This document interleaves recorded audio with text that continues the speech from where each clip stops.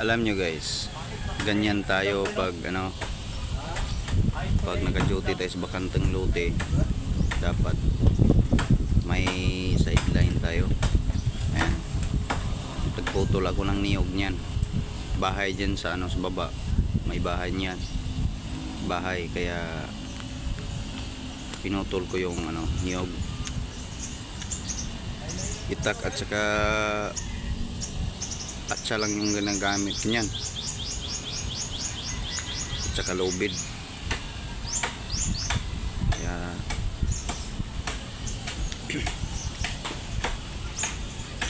para maano niyan, hindi mahulog sa may bahay. Sa gitna ko yan ipaano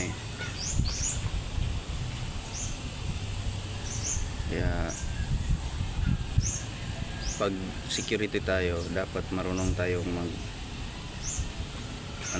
yung outside job, para hindi tayo masyadong nahihirapan kung nag-commute tayo, may pang tayo, pang pamasahe.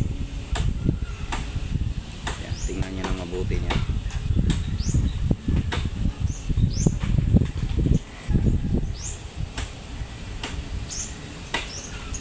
Mahirap yan pag hindi mo yung baguhan ka, mahirap yan kasi walang safety belt yan.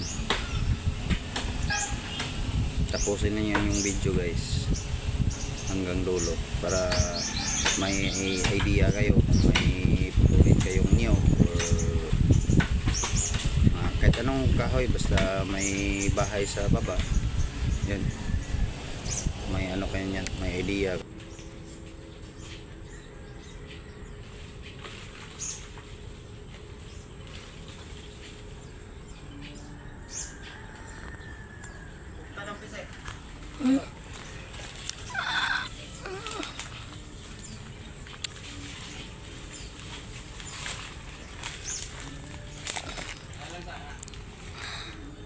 Malikos na tutok kahoy no? Yo, malikos. Malikos.